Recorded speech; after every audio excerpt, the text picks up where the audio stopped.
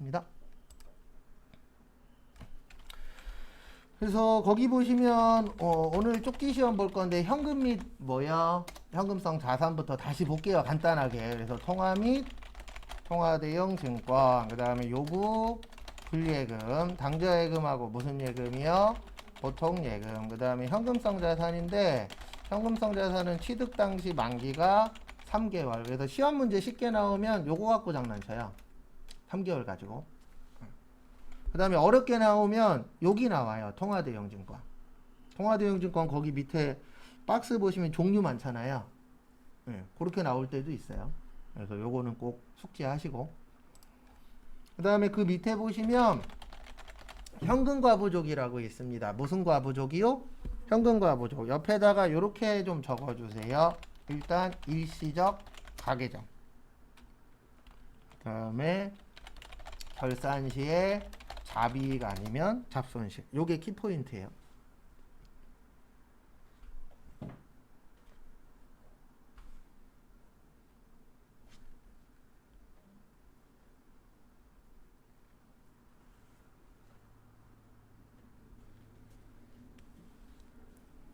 설명을 좀 드리면 일시라는 게 뭐죠?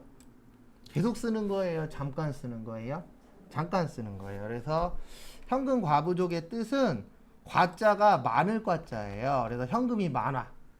그 다음에 부족은 뭐 한 거죠? 말 그대로 부족한 거, 적은 거예요. 그래서 요거는 이제 현금이 많거나 부족할 때 쓰는 겁니다. 그래서 하나 알고 계셔야 되는 용어 중에 하나가 시제라고 있어요. 시제라고 나오면 잔액이에요. 그래서 여러분들 회사 가시면 현금 시제 맞춰요. 예, 그러면 이렇게 이해하셔야 돼요. 현금 잔액 맞춘다고. 이거 왜 맞추냐면 우리 현금은 없어질 수도 있어요, 없어요? 있죠. 예, 그래서 우리 보면 내가 만약에 편의점 알바를 해. 그러면은 가자마자 현금 맞나 틀리나 확인 먼저 하잖아요. 그 다음에 마지막에 끝날 때에도 현금 맞나 틀리나 확인을 하죠. 왜냐면 현금은 없어질 수 있으니까. 근데 카드라던가 통장 같은 경우에는 내가 깜빡했어도 그 자료가 다 있잖아요. 근데 현금 같은 경우에 만약에 10,000원짜리 한 장이 바람 타고 날아갔어. 근데 난 몰라. 그럼 그건 잊어버린 거잖아요. 예.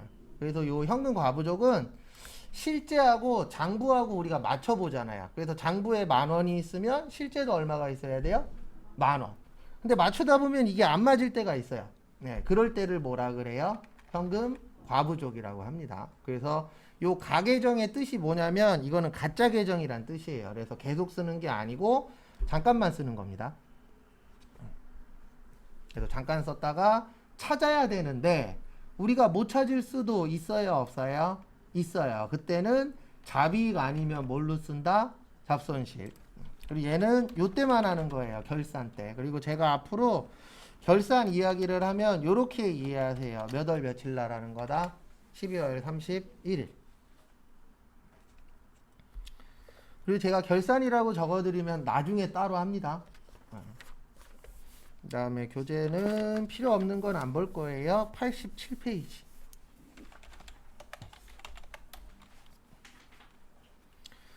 거기 보시면 당좌예금이라고 있습니다. 무슨 예금이요? 당좌예금. 근데 이 당좌예금은 공부할 때는 되게 많이 보는데 회사 가셔서는 그렇게 많이 안 볼 거예요. 그래서 당좌예금이란 건 요거 발행하는 예금입니다. 수표 발행하기 위한 예금.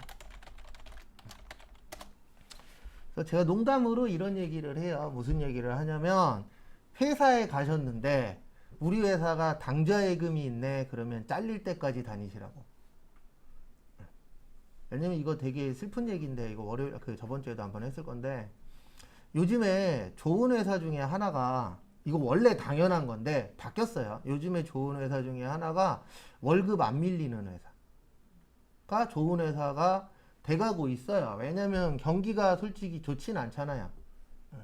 그리고 우리나라의 가장 큰 문제는 우리나라는 국가가 부자가 아니고 누가 부자예요? 개인이 부자예요.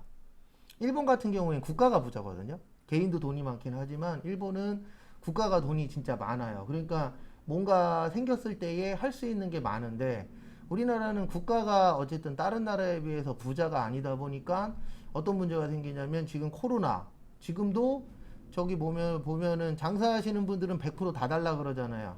근데 최근에 확정됐죠. 몇 프로 주기로요? 80%만 주기로. 근데 그것도 뭐 계산하다 보면 또 덜 받는 분도 계시고 더 받는 분도 계실 건데 어쨌든 100% 다 못 주는 이유가 하나예요. 돈이 없어서. 국가가 부자야. 그러면 다 주면 되겠죠. 그래서 회사가 부자냐 아니냐로 볼 수 있는 것 중에 하나가 요거거든요. 회사에 당좌예금이 있어. 그러면은 우리 회사 돈이 많다는 얘기예요. 그러면 부도날 확률이 높아요, 낮아요? 낮죠. 그러면 그런 데는 오래 다녀야죠. 왜냐면 지금 뭐 저도 그렇게 살았지만 지금은 평생 직장이라는 게 없잖아요. 공무원이라던가 일부 좀 그런 회사들 아닌 이상은 대부분 다 평생 직장이 아니죠. 이게 되게 안 좋은 거예요.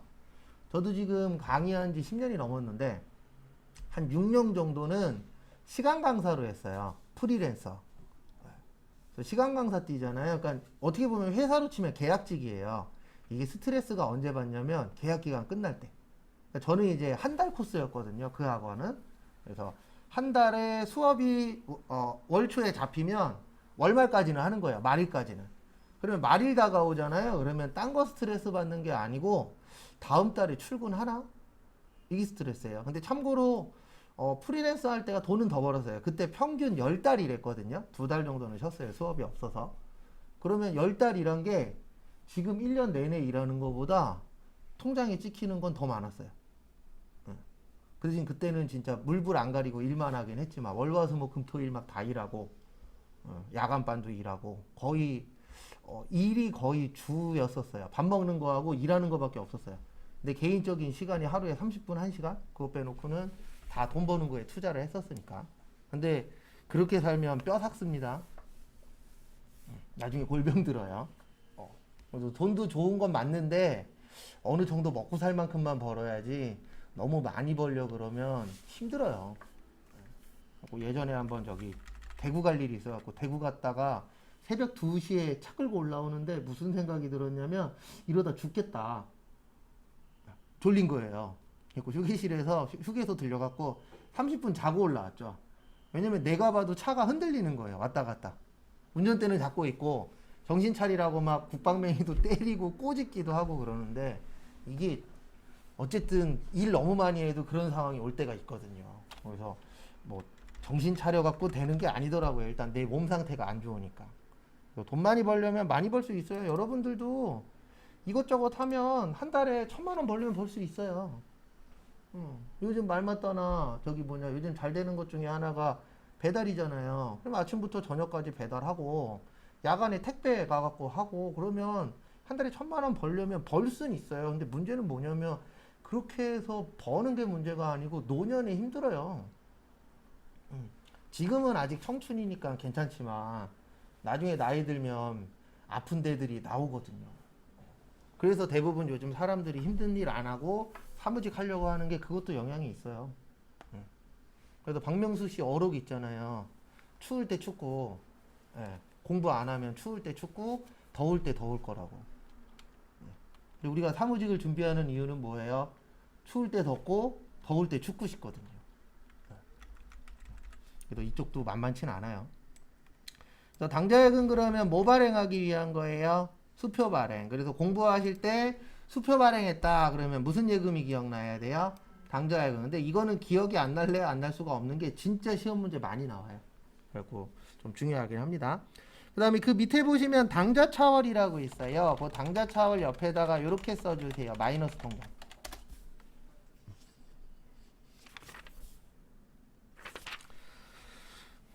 항상 좋은 얘기만 해드려야 되는데 요즘 돈적인 얘기 나오면 좋은 얘기를 할 게 없어요. 그래서 마이너스 통장이라는 게 있습니다. 원래 통장 금액에 마이너스가 나오면 안 돼요. 근데 그 마이너스 통장을 개설을 하시게 되면은 통장에 마이너스가 찍혀도 돼요. 그래서 마이너스가 찍힌다 그래서 무슨 통장이라 그래요? 마이너스 통장. 그래서 우리가 기억해야 될 거는 요거예요. 단기 차익. 그래서 당좌차월이라는 건 은행에서 돈 빌려주는 거예요. 근데 문제는 뭐냐면 요건 시험 문제 안 나오는데 요거 신용대출이에요. 신용대출은 이자율이 세요. 그래서 실질적으로 한 7%에서 10% 봐야 돼요. 근데 1,000,000원 빌리면 10%면 얼마예요? 100만 원이에요. 한 달 이자는 아닙니다. 1년 이자긴 하지만 1,000만 원 빌려서 100만 원 내면은 아깝잖아요. 근데 이거를 이제 주로 누가 많이 쓰냐면은 장사하시는 분들. 왜냐면 저도 대출을 받아봤지만 대출 하나 받으려면은 서류를 이것저것 준비해야 돼요. 근데 이거는 서류 준비할 게 없거든요. 마이너스 통장에 가입할 때만 서류 일부 준비하면 되고, 마이너스 통장 쓰고 싶을 때 뭐 하면 돼요? 쓰면 되죠. 근데 이자율이 좀 세요. 근데 저희한테는 그게 중요한 게 아니고, 당좌 차월 나오면은 단기 차입금의 뜻이 돈 빌리는 거예요. 뭐 빌리는 거라고요? 돈 빌리는 거. 그리고 공부할 때 단기라고 나오면 단자가 짧을 단자입니다. 그래서 요거는 몇 년 이내예요? 1년 이내예요. 그래서 우리가 1년 이내에 돈 갚겠다. 그러면 그거를 단기 차입금. 그 다음에 1년 이후에 돈 갚겠다. 그러면 무슨 차입금이 돼요? 장기 차입금. 그래서 우리가 단기라고 나오면은 1년 이내, 장기라고 나오면은 1년 넘는 거. 그래서 우리 지금 현재 우리나라에서 장기 차입금으로 제일 길게 빌릴 수 있는 게 몇 년이라고요? 40년.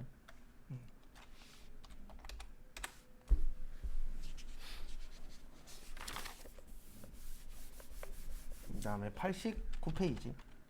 그래서 키포인트는 당좌 차월 나오면은 돈 빌리는 거다. 그렇게 일단 기억이 나셔야 됩니다. 그 다음에 89페이지 보시면 유가증권이라고 있어요. 유가증권은 그 가치가 있는 종이라고 보시면 돼요. 그래서 대표적으로 두 가지가 있습니다. 지분증권하고 채무증권. 이거는 외우라고 나눠드린 두 장짜리에 그대로 있어요. 그래서 그거를 보셔도 되고 뭐 적으셔도 지장은 없습니다. 그리고 저번 주에도 설명드렸지만 수업 끝나면 여기 앞에 쓴 거는 그대로 다 드려요. 그래서 꼭 안 적으셔도 크게 문제는 없다라는 거. 그래서 지분증권에는 몇 가지가 있어요? 세 가지. 그래서 1년 안에 단기 매매증권, 그 다음에 1년 이후에 매도 가능 증권, 그 다음에 지분법 적용 투자 주식이라고 있는데요. 요거는 요렇게 기억하시면 돼요. 지배 목적. 그래서 이게 뭐냐면 여러분들을, 그러니까 우리 중에서도 나중에 사업을 할 수도 있죠. 네. 사업을 하게 되면은 이제 처음에는 개인 회사로 시작을 합니다. 조그만하게. 근데 장사가 잘 되면은 개인 회사에서 법인으로 바뀌어요. 그래서 대부분 법인이 주식 회사입니다. 근데 왜 주식 회사라 그래요? 뭘로 이루어져 있어서? 주식으로. 그런데 그 주식이라는 게 별거 없거든요. 내가 만약에 말도 안 되지만 삼성전자의 주식을 50% 한 주 갖고 있어. 그러면은 삼성전자 자체를 완전히 바꿔버릴 수도 있어요. 왜냐면 내가 최대 주주잖아요. 그러면 사장님 바꾸는 거 어렵지 않아요. 너 나가. 끝이에요. 주주총회 해갖고 나 혼자 손들면 끝이에요. 지금 사장 바꿉시다. 내가 손을 탁 들었어. 그냥 50% 넘었잖아요. 그러면 게임 끝이에요. 그래서 요게 되게 어떻게 보면 저희하고는 관련이 없어요. 일반적인 분들하고는 관련은 없지만 회사를 운영하시는 분들한테는 되게 중요해요. 그래서 아시는 분들은 아실 건데 감탄떡볶이 아시죠? 감탄떡볶이 들어본 적 있죠? 원래 감탄떡볶이가 감탄떡볶이 아니었잖아요. 원래는 아딸이에요. 아빠와 딸. 네. 아딸이 바뀌어서 감탄이 된 건데 아빠와 딸도 있어요. 간단하게 설명드리면 이혼했어요. 이혼했는데 거기 이제 여자 사장님이 아빠와 딸 할 때 딸이 나인 거예요. 네. 그래갖고 소송 걸었어요. 상표권 소송 걸어서 이거는 내 거다. 그래갖고 이겼어요. 왜냐면 아빠와 딸이니까 그 딸이 그 여자분이셨거든요. 그래갖고 이 상표권은 내 거다 해서 이겼어요. 그래서 상표권 뺏겼잖아요. 그럼 이제 새로운 브랜드를 만들어야죠. 그래서 나온 게 뭐예요? 감탄떡볶이에요. 아빠와 딸도 있어요. 그래서 혹시 돌아다니시다가 아빠와 딸을 보면은 요거는 이제 이혼하신 여사장님 거고, 감탄떡볶이는 원래 그 사업하셨던 남자 사장님 거고. 그래서 그런 식으로 우리가 이제 회사 운영하다 보면은 다툼 날 때 있어요, 없어요? 있어요. 그리고 아버님 돌아가시면 자녀들끼리 싸우잖아요. 드라마에 보면 특히. 그게 싸우는 게 요거 때문에 싸우는 거예요. 주식 때문에. 왜냐면 주식 많이 갖고 있는 사람이 그 회사에 뭐가 되는 거예요? 오너가 될 수 있거든요. 그래서 지배 목적으로 갖고 있는 게 지분법 적용 투자 주식. 그래서 나중에 회사 가시면 대부분 우리 회사의 주주들은 사장님 와이프, 사장님 자녀, 사장님 친척, 사장님 친구 대부분 다 그래요. 왜냐면 주식이라는 게 다른 사람이 많이 갖고 있으면 회사를 뺏길 수도 있어요, 없어요? 있어요. 회사 하나 뺏는 거 어렵지 않아요. 돈만 있으면 다 뺏을 수 있어요. 주식회사들은. 특히 상장된 데들. 그래서 제가 알기로 1년에 한 50개에서 100개 정도가 그래서 망해요. 옛날에 주먹 쓰시던 분들 있잖아요. 일명 건달들. 요즘에는 주먹 쓰기가 힘들잖아요. 과거보다는. 어떻게 하냐면 돈으로 회사에, 한 회사를 괜찮은 회사의 주식을 왕창 사는 거예요. 그 다음에 좋은 소식을, 가짜로 좋은 소식을 뿌려요. 이 회사에서 뭔가를 만들 것이다. 이런 식으로 해서 주가를 올려요. 그럼 주식이 오르면 뭐예요? 팔고 도망가요. 일명 작전주라고 이야기를 하죠. 그렇게 해갖고 회사들을 망하게 만드는 케이스들도 많다라고 해요. 1년에 그게 한 어쨌든 몇백 개는 된다라 그러더라고요. 그래서 우리는 주식은 안 하는 걸로. 하셔도 되는데 항상 알고 계셔야 됩니다. 지금 앞으로 문제가 커질 수 있는데 투자는요, 남는 돈으로 하는 거예요. 근데 요즘 사람들은 남는 돈으로 해요? 빚져서 해요? 빚져서 해요. 그러니까 잘 되는 사람은 엄청나게 잘 되는데 망하는 사람은 엄청나게 망해요. 근데 그 이유 중에 하나가 남는 돈으로 했으면 상관없어요. 내가 만약에 1,000만 원이 남았어. 근데 1,000만 원 잃었어. 그러면 남는 거였으니까 그냥 잃었나 보다 하고 욕하면서 원래 생활하면 되잖아요. 근데 만약에 빚을 1,000만 원 줬어. 이건 완전히 다른 이야기거든요. 내가 돈 벌어 갖고 뭐를 갚아야 돼요? 빚 갚아야 돼. 1,000만 원 한번 모아 보실래요? 얼마나 걸리나? 일반적인 회사원들은 1,000만 원 모으려면 거의 1년 걸려요. 왜냐면 일단 기본적인 생활은 해야 되니까. 기본적인 생활 빼고 나면은 한 돈 빼 왔다 갔다 정도는 모을 수 있거든요. 일반적으로 회사 생활하면. 그 대신 사람 만나면 안 돼요. 저처럼. 저는 진짜 돈 모으려고 사람 관계를 뭐 술, 담배를 안 좋아해서 그런 것도 있었지만 사람 관계를 거의 끊었어요.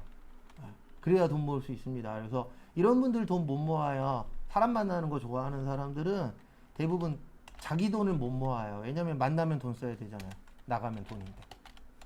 그 다음에 채무는 세 가지예요. 요것도 단기 매매, 매도 가능, 만기 보유 증권. 그래서 요것도 외우는 이유는 하나입니다. 종류 물어봐요. 그래서 일단 기억은 하셔야 돼요. 그래서 간단하게 설명드리면 단기는 몇 년 이내라고요? 1년 이내. 그래서 1년 이내에 사고 팔면 단기 매매. 매도 가능은 1년 이후에 사고 파는 거예요. 그 다음에 만기 보유는 만기의 뜻이 뭐죠? 만기. 만기는 마지막 날이에요. 그래서 끝나는 날까지 뭐 하겠다? 가지고 있겠다. 그래서 만약에 내가 보험을 들었는데 10년 만기래. 그럼 몇 년은 부어야 돼요? 10년. 그래서 만기 그러면은 끝나는 날짜라고 보시면 됩니다. 그래서 만기 보유 증권은 내가 끝나는 날까지 뭐 하겠다? 보유하고 있겠다. 이렇게 이제 나누어 지세요. 그래서 종류 잘 보시고.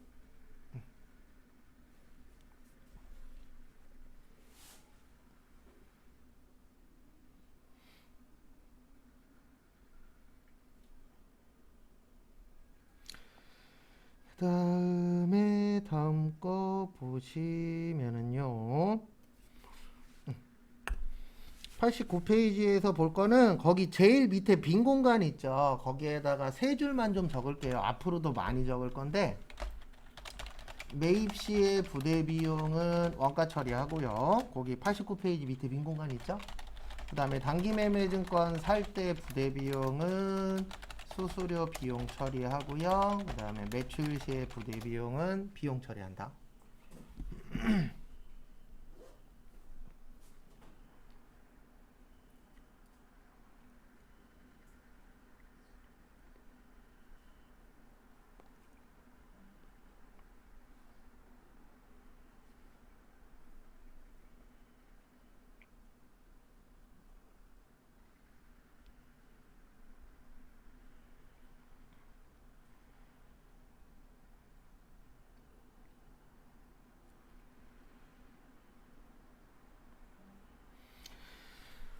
그래서 부연 설명을 좀 드리면은요.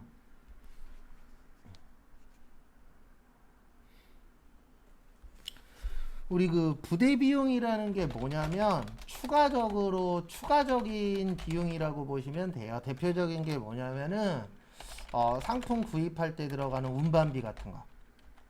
그 다음에 건물 구입할 때 들어가는 취득세, 이런 것들을 대표적으로 부대 비용이라고 합니다. 그래서 우리 인터넷에서 다들 물건 사봤잖아요.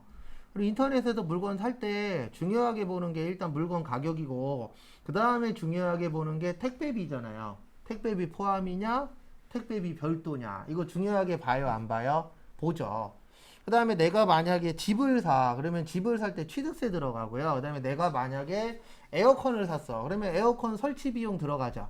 이렇게 추가적으로 들어가는 돈들을 뭐라 그래요? 부대 비용이라고 표현을 합니다. 그래서 내가 만약에 옷을 10,000원짜리를 샀어요. 네, 10,000원짜리 구입했는데 택배비가 3,000원이야. 이럴 수 있어요, 없어요? 있죠. 그러면 이 옷값은 13,000원이 되는 거예요. 그게 이거예요. 매입 시의 부대 비용은 원가에다가 합쳐라. 그래서 이렇게 말하는 사람 드물잖아요. 나 옷 샀는데 옷값은 10,000원이고 택배비는 3,000원이야. 이렇게 얘기하는 사람 드물죠. 대부분 어떻게 얘기해요? 나 이 옷 13,000원 주고 샀어. 이렇게 얘기하는 사람들이 훨씬 더 많죠. 그래서 살 때는 합치라고 되어 있어요. 요 원가 처리라는 게 뭐냐면 합쳐라.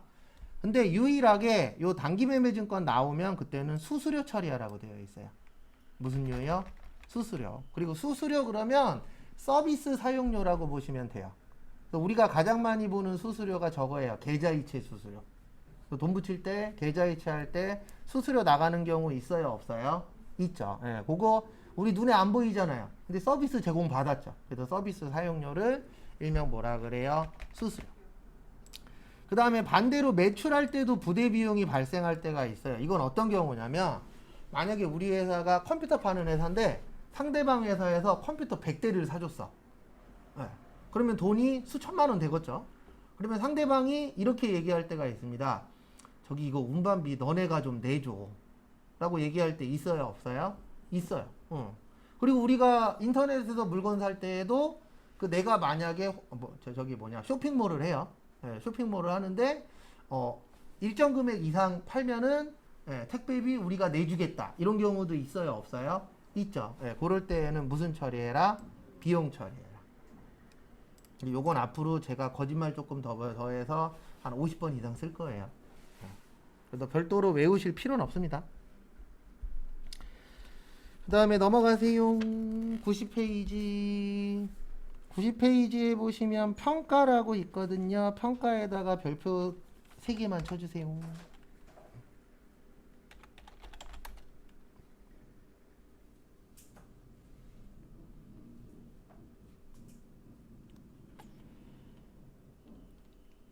그래서 보시면 평가라고 나오면 이거 얘기하는 거예요. 돈 맞추는 거. 금액을 맞추는 것을 일명 뭐라 그래요? 평가라고 표현을 합니다.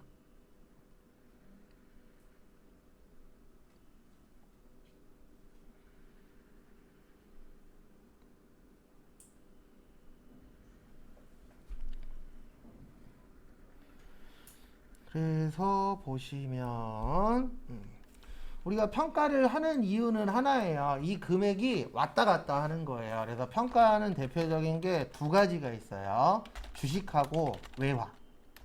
이런 것들은 평가를 합니다. 왜냐하면 뭐 주식 하시는 분은 없겠지만 만약에 주식을 하게 되면 주식 가격은 하루에도 오르락내리락 해요. 계속 오르락내리락 해요. 그래서 주식 하시는 분들은 이게 병인데 어쩔 수 없어요. 주식 관련된 화면을 하루 종일 띄워놔요. 그래서 나중에 혹시 회사 갔는데 직장 상사분들 모니터가 보일 때 있잖아요. 근데 그 모니터에 그래프가 그려져 있어. 그러면 주식할 확률이 높아요. 참고로 이쪽에서 일하시는 분들이 주식 많이 해요. 왜냐면 이제 돈 만지는 거 관련된 공부를 했다. 그래갖고 되게 자신만만해 하는데 이게 제가 봤을 때 반반이에요. 본인 실력 반, 운 반이에요. 근데 솔직히 운이 좀 더 많긴 하지만. 왜냐면 내가 봤을 때 오른다 그래서 올라요? 아니죠. 내가 봤을 때 떨어진다 그래서 떨어져요? 그것도 아니잖아요. 그래서 약간 운도 좀 있어야 돼요. 그래서 제가 봤을 때 돈 버시는 분들은 100% 본인 실력으로만 돈 버는 건 아니에요. 운도 좀 있어요. 그래서 돈 벌었다가 돈 잃었다 이럴 때도 있잖아요. 계속 이런 사람은 없어요. 돈만 계속 벌어 이런 사람은 없어요. 대기업들도 잘 될 때 있으면 뭐 할 때 있죠? 안 될 때도 있죠. 그래서 제가 봤을 때 뭐든지 다 어쩔 수 없어요. 운도 좀 있긴 있어야 돼요. 그 다음에 외화. 우리 달러도 보면은 하루에도 올랐다 떨어졌다 왔다 갔다 하잖아요. 근데 문제는 뭐냐면 이거를 매일 맞출 수는 있을까요? 없을까요? 없어요. 그래서 1년에 한 번 맞춰요. 결산할 때. 결산 그러면 몇 월 며칠이라고요? 12월 31일 날 몇 번만 맞춘다고요? 한 번만. 왜냐면 이거를 계속 맞출 수는 없잖아요. 왜냐면 하루에도 몇십 번, 몇백 번씩 왔다 갔다 하는데 이걸 어떻게 맞춰요?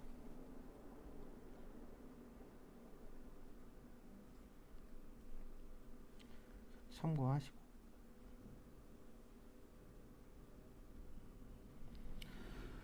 그 다음에 거기 밑에 보시면 처분이라고 있어요. 요거까지만 보고 쉴게요. 그리고 평가 그러면 두 가지가 있습니다. 대표적으로 평가 이익이 있고 평가 뭐가 있어요? 손실이 있어요. 그래서 이익 그러면은 내가 좋은 거죠. 손실 그러면 나한테 나쁜 겁니다. 무조건 오른다 그래서 좋은 것도 아니고요. 무조건 떨어진다 그래서 잘못되는 것도 아니에요. 그래서 그 주식 중에서 떨어지는 거에 투자하는 게 있어요. 그래서 그 사람들은 주가가 떨어지기만 빌고 있어요. 왜냐면 떨어져야 돈 버는 주식이 있거든요.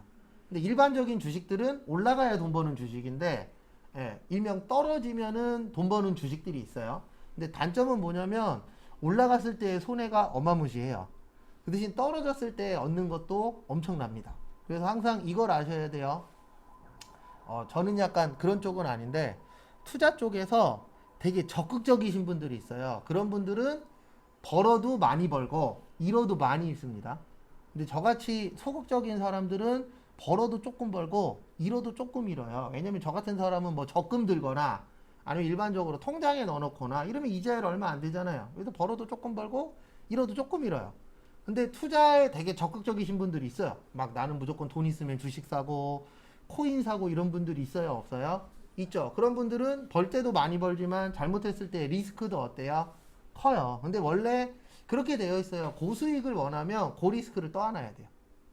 근데 요즘 사람들은 그런 거에 대해서 약간 뭐라 그래야 되나 아무 생각 없는 것 같아요. 보면은 안 돼도 괜찮아. 인생 어차피 몇 방이에요? 한 방이야. 근데 그 한 방을 두드려 맞는 사람들이 우리나라 인구 중에 몇 프로나 되냐고요. 4, 50대가 바보예요? 집을 왜 안 사겠어요? 오를 때가 있으면 뭐 할 때가 올 거예요? 떨어질 때가 올 거야. 이건 어쩔 수 없는 거니까. 근데 누가 봐도 지금 왠지 떨어질 것 같아요. 그래서 집을 안 사는 거고. 근데 20, 30대 분들은 이거 한 방이야. 계속 오르고 있네. 계속 오를 거야. 라고 하는데 이게 당연히 오르면 행복해요. 근데 떨어졌을 때 그 불행이 얼마나 큰데요. 행복도 크지만 불행도 커요. 예. 근데 4, 50대, 5, 60대들은 그걸 경험을 해봤잖아요. IMF 때도 경험해보고. 그래서 요즘에 20, 30대들이 하는 게 잘못됐다라는 게 아니라 좀 위험하긴 합니다. 이러다 잘못하면은 저기 한강 다리들 많죠? 거기서 번호표 뽑아야 되는 상황이 올 수도 있어요. 저 아시는 분한테 들은 얘기인데 한강에서 이건 좋은 얘기는 아닙니다. 한강에서 뛰어내리는 사람이 하루에 10명에서 20명은 된대요. 진짜로. TV에 나오는 건 몇 건 없잖아요. 거의 안 나오잖아요. 근데 실제 거기에서 그 구조하시는 경찰분한테 들은 얘기인데 그쪽에서 일하거든요. 한강 쪽에서. 뭐 자기 아는 사람이 있어서 물어봤는데 평균 10명 정도 뛰어내린대요. 그분도 몇 명 보고 잘못된 것도 보고 구애도 해보고. 근데 이게 비트코인이나 만약에 부동산 떨어지면 더 많아질 거라고요. 근데 밑도 끝도 없이 계속 올라가진 않을 거잖아요. 인천 집값이 만약에 평균 10억이야. 안 팔려요. 인천에서 제가 봤을 때 10억 넘으면 살 수 있는 사람 거의 없어요. 인천이 부자 동네가 아니잖아요. 솔직히 얘기해서. 그래서 언제까지 오를런지 모르겠지만 어쨌든 그분들을 위해서는 밑도 끝도 없이 계속 뭐 해야 돼요? 올라야죠. 그 다음에 처분은 판매하는 거, 파는 것을 뭐라 그래요? 처분이라고 표현을 하는데 여기 처분도 두 가지가 있어요. 단기매매증권 처분 이익하고 단기매매증권 처분 뭐요? 손실.